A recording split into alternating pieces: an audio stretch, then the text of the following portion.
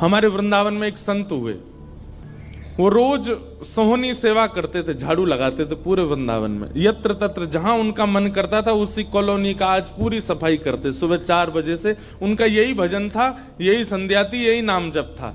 सोहनी लेते और लेकर के बुहारते पूरे मार्ग को, और हमारी आपकी तरह नहीं जोर जोर से, नहीं, धीमे धीमे।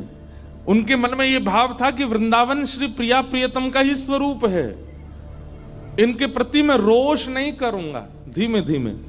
और जब बुहारते थे तो अपने नेत्रों से ध्यान पूर्वक ब्रज की रज को देखते थे, कहीं कोई चिन्ह दिख जाए, कहीं किशोरी जी के चरण रज दिख जाए, कहीं ठाकुर जी के चरण दिख जाए। करते करते जब वर्षों बीत गए तो किशोरी जी के मन में भाव आया, हम नित्य रास के लिए वृंदावन में जाते हैं और पूरे वृंदावन को सुव्यवस्थित ये महात्मा करके रखते हैं, और इनकी एक ही अभिलाषा है कि हमारे चरण चिन्ह इनको दिख जाएं। एक दिन किशोरी जी ने उनको अपने चरण चिन्ह का दर्शन कराया। वो चरण चिन्ह देख करके उनके मन में विश्वास हो गया कि हे श्यामा जो चरण चिन्ह है इसका मतलब चरण भी है, और चरण है तो मतलब आप भी हो।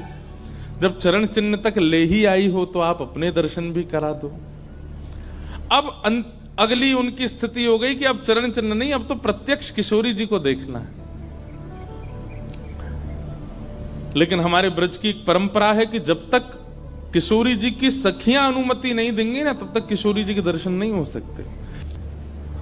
लेकिन किशोरी जी तो चाहती हैं कि उनको दर्शन दें, तो एक दिन किशोरी जी ने रास करते करते अपना नूपुर वहीं छोड़ दिया,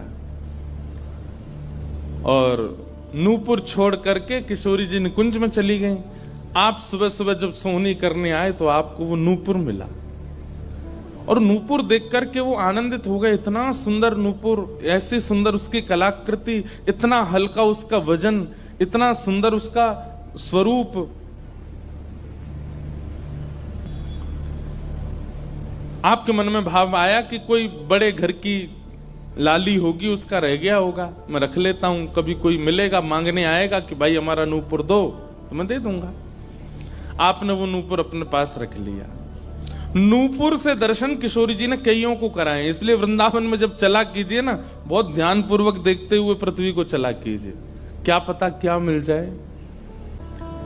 सूरदास जी को भी नूपुर से ही दर्शन हुए किशोरी जी के, और आज इन महापुरुष को भी हो रहे हैं। मुझे नाम स्मृति में नहीं आ रहा है, शायद संभवतः श्याम चरण